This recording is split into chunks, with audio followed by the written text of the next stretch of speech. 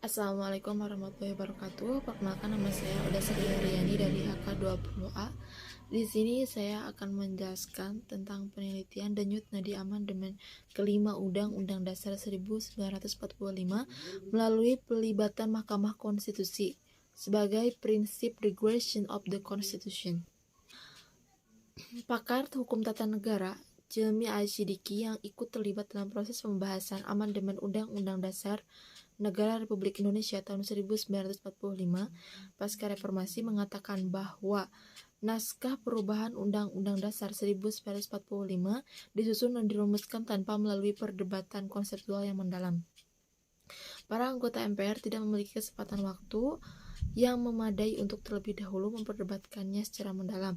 Oleh karena itu, perlu adanya instrumen baru yang dapat menjadi penyeimbang dalam melakukan perubahan konstitusi, sehingga perubahan konstitusi tidak hanya dapat menjadi memonopoli dari lembaga politik yang dalam hal ini adalah MPR RI, tetapi juga untuk menjadi penanggung jawab permasalahan yang mengatakan bahwa bagaimana mungkin konstitusi yang hakikatnya dihadirkan untuk membatasi kekuasaan dirubah oleh lembaga politik yang orientasinya adalah kekuasaan. Berangkat dari permasalahan ini, maka perlu dihadirkan lembaga penyeimbang dalam melakukan perubahan konstitusi. Dalam hal ini, peneliti melihat bahwa lembaga yang dapat menjadi salah satu pihak dalam melakukan perubahan konstitusi adalah Mahkamah Konstitusi. Membahas tentang urgensi pelibatan Mahkamah Konstitusi dalam perubahan Undang-Undang Dasar tahun 1945. Salah satu hasil amandemen ketiga Undang-Undang Dasar 1945 adalah lahirnya pasal 24C ayat 1 yang menghadirkan lembaga baru bernama Mahkamah Konstitusi. Secara konstitusional ditentukan memiliki 4 kewenangan, yaitu 1. Menguji undang-undang terhadap undang-undang dasar. 2. Memutus sengketa kewenangan lembaga negara yang kewenangannya diberikan oleh undang-undang dasar. Yang ketiga, memutus perubahan partai politik. Dan yang keempat, memutus perselisihan tentang hasil pemilihan umum. Kewenangan tersebut diformalkan melalui putusan Mahkamah Konstitusi yang bersifat final dan mengikat, yaitu langsung mempunyai kekuatan hukum tetap dan tidak terdapat upaya hukum untuk mengubahnya. Mahkamah Konstitusi juga berkewajiban untuk memeriksa, mengadili, dan memutus mengenai pendapat DPR bahwa presiden dan atau wakil presiden telah melakukan pelanggaran hukum berupa pengkhianatan terhadap negara, korupsi, penyuapan, tindak pidana berat lainnya, atau perbuatan tercela, dan atau pendapat bahwa presiden dan atau wakil presiden tidak lagi memenuhi syarat sebagai presiden dan atau wakil presiden. Perlu dicatat bahwa putusan ini sifatnya tidak final karena tunduk pada subjektu putusan MPR, lembaga politik yang berwenang menghentikan presiden pasal 7A. Jadi berbeda dengan di Amerika Serikat yang mendahulukan proses politik daripada proses hukum. Mekanisme peradilan konstitusi atau constitution adjudication itu sendiri merupakan hal baru yang diadopsikan ke dalam sistem konstitusional Indonesia dengan dibentuknya Mahkamah Konstitusi. Peradilan konstitusional itu dimaksudkan untuk memastikan bahwa undang-undang dasar sungguh-sungguh dijalankan atau ditegakkan dalam kegiatan penyelenggaraan negara sehari-hari. Pengujian terhadap lembaga lain oleh lembaga yang berbeda apakah yang bersangkutan sungguh-sungguh melaksanakan undang-undang dasar atau tidak merupakan mekanisme yang sungguh sama sekali tidak dilakukan. Sebelumnya memang tidak dikenal dalam sistem hukum dan konstitusi Indonesia, namun kewenangan konstitusional Mahkamah Konstitusi ini adalah perwujudan prinsip checks and balance yang menempatkan semua lembaga-lembaga negara dalam kedudukan setara sehingga dapat saling kontrol dan saling mengimbangi dalam praktik penyelenggaraan negara. Dinamika perubahan konstitusi Indonesia. Menelusuri kembali jejak-jejak sejarah perjalanan konstitusi negara ini, maka kita akan menemukan suatu bukti yang konkret dari sebuah dinamisasi sistem ketatanegaraan demi mencari bentuk yang ideal bagi kehidupan berbangsa dan bernegara.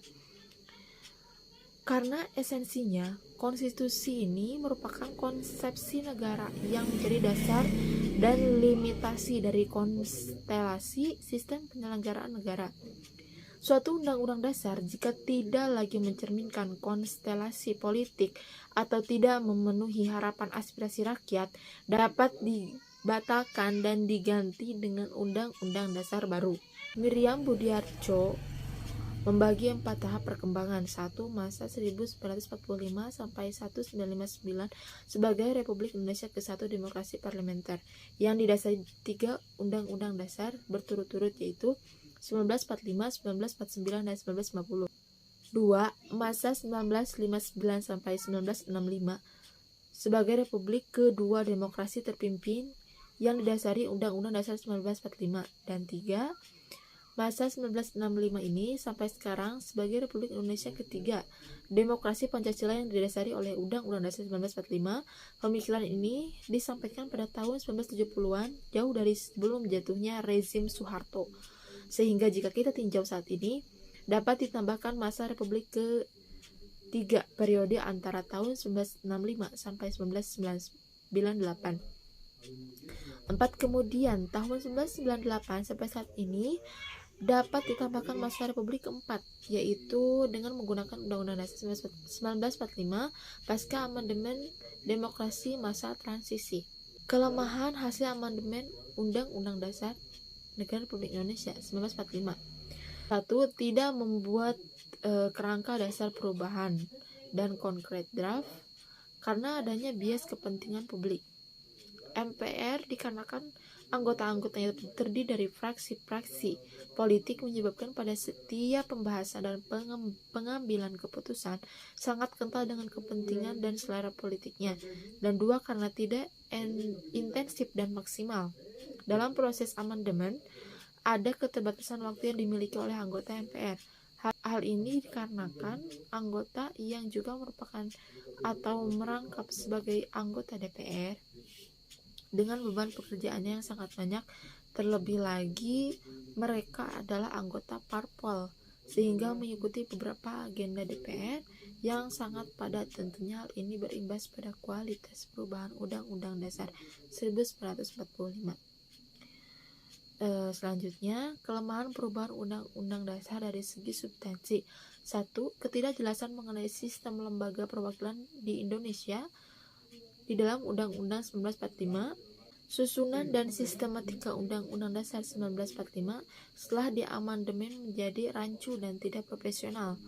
Kemudian, inkonsistensi dan kekaburan teori Undang-Undang Dasar 1945 yang berhubungan dengan sistem pemerintahan presidensial. Masalahnya penyebutan terkait dengan perubahan atau amandemen Undang-Undang Dasar 1945 yang berarti mengubah pasal-pasal tertentu tanpa mengubah teks asli. Masalah inkonsistensi yang menyangkut bagian mana dari Undang-Undang Dasar 1945 pasca amandemen yang tidak dapat diubah atau dapat diubah dengan persyaratan tertentu. Kemudian mengenai peraturan otonomi daerah masih terdapat kekaburan mengenai pola hubungan pusat, provinsi, dan kabupaten kota, dan lain sebagainya. Pasal-pasal yang mengatur mengenai hak asasi manusia atau HAM tumpang tindih dengan pasal-pasal lain, serta bab-bab lain yang diatur dalam Undang-Undang Dasar. Pengaturan mengenai kebudayaan selama ini berjumlah tuntas, bahkan di dalam Undang-Undang Dasar tidak mengatur bagaimana menjaga kebudayaan asli Indonesia. Selanjutnya, eksistensi MPR sebagai lembaga politik. Keberadaan MPR sebagai lembaga politik yang secara konstitusional adalah lembaga yang melaksanakan perubahan terhadap Undang-Undang Dasar Negara Republik Indonesia 1945 merujuk pada Undang-Undang Dasar 1945 yang telah mengalami perubahan sebanyak 4 kali. Lembaga-lembaga negara yang dapat merumuskan politik hukum nasional adalah 1. Majelis Permusyawaratan Rakyat, 2. Dewan Perwakilan Rakyat, dan MPR dapat merumuskan politik hukum dalam bentuk undang-undang dasar. Selanjutnya, setelah perubahan undang-undang dasar, MPR tidak lagi sebagai lembaga tertinggi negara, tetapi hanya merupakan sidang gabungan yang mempertemukan Dewan Permusyawaratan Rakyat dengan Dewan Perwakilan Daerah.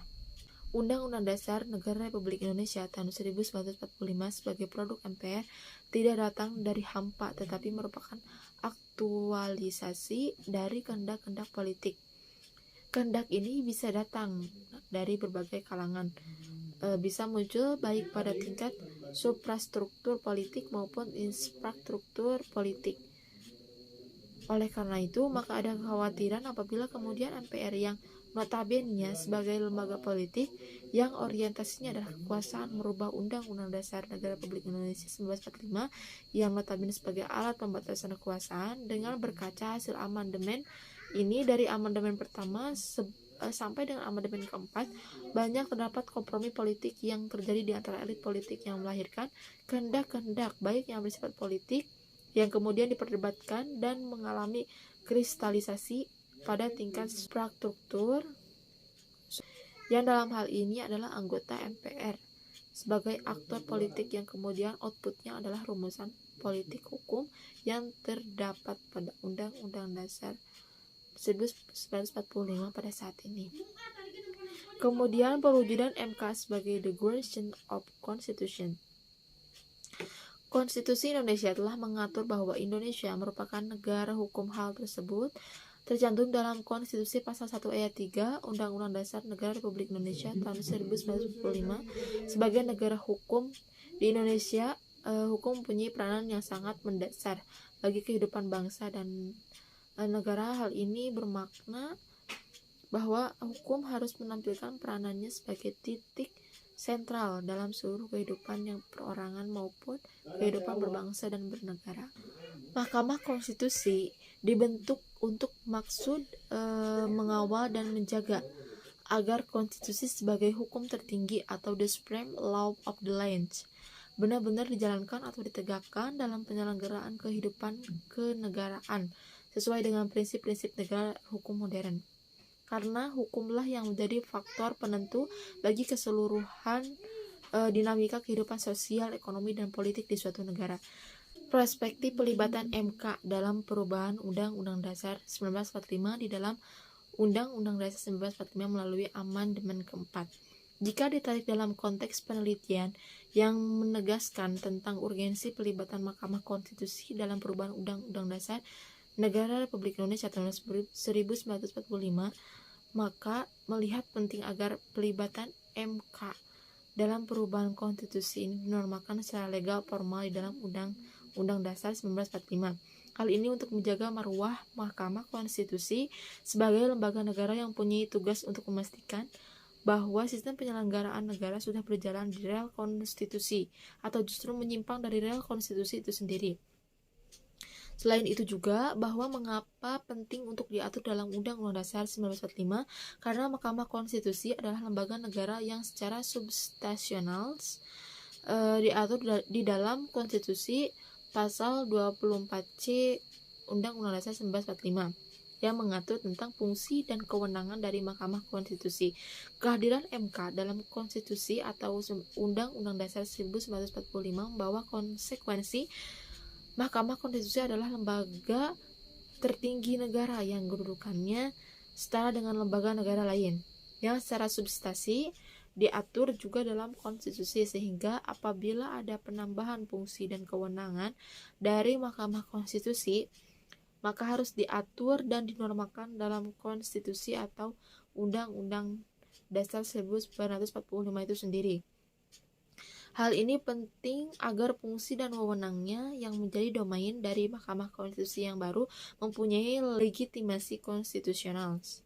Adanya konstruksi pada tentang pelibatan MK dalam perubahan Undang-Undang Dasar 1945 melalui amandemen keempat dengan mengkoordinir tentang kewajiban MK dalam memberikan sertifikasi konstitusi pada pasal 24C dan pasal 37 tentang perubahan Undang-Undang Dasar 1945, maka akan semakin memberikan legitimasi kepada MK sebagai salah satu pihak yang terlibat di dalam perubahan Undang-Undang Dasar 1945 sebagai bentuk ikhtiar bersama dalam mewujudkan konstitusi yang demokratis dan menghasilkan the people of the constitution. Kesimpulan, urgensi pelibatan MK dalam perubahan Undang-Undang Dasar didasarkan pada beberapa hal, antara lain, pertama, terdapat banyak kelemahan dalam amandemen pertama sampai dengan amandemen keempat. Kedua, eksistensi MPR sebagai lembaga politik. Ketiga, pelaksanaan prinsip checks and balance system. Keempat, perwujudan MK sebagai the guardian of the constitutions. Perspektif pelibatan Mahkamah Konstitusi dalam perubahan Undang-Undang Dasar didasarkan pada beberapa hal, antara lain, pertama, MPR dalam menjalankan fungsinya sebagai lembaga negara yang istimewa dituntut untuk menjalankan itikad yang baik dalam terlaksana dan terciptanya mekanisme perubahan konstitusi yang konstruktif.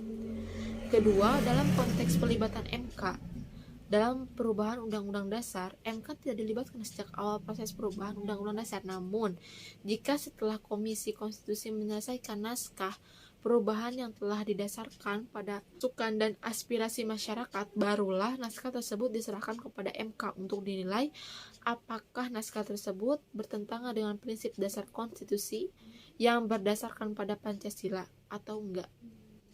Yang ketiga, adanya konstruksi pasal tentang pelibatan MK dalam perubahan Undang-Undang Dasar melalui amandemen keempat dengan mengkoordinir tentang kewajiban MK dalam memberikan sertifikasi konstitusi pada pasal 24C dan pasal 37 tentang perubahan Undang-Undang Dasar 1945, maka akan semakin memberikan legitimasi kepada MK sebagai salah satu pihak yang terlibat di dalam perubahan Undang-Undang Dasar 1945 sebagai bentuk ikhtiar bersama dalam mewujudkan konstitusi yang demokratis dan menghasilkan the people of the constitution.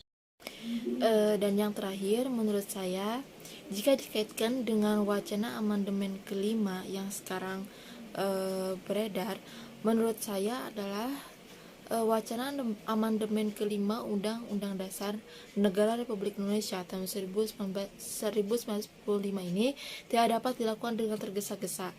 Wacana ini nanti akan menghidupkan kembali GBHN dan akan mengembalikan MPR sebagai lembaga tertinggi negara. Alasan lain perlunya sebuah integritas atas sistem perencanaan pembangunan di tingkat pusat dan daerah. Selain itu, rakyat adalah basis pembangunan, dan demikianlah seluruh tujuan pembangunan yakni untuk rakyat semata saja. Pemungkasnya, keberadaan suatu garis besar haluan negara menjadi penting untuk memastikan sebuah proses pembangunan merupakan manifestasi negara lain dan filsafat Pancasila.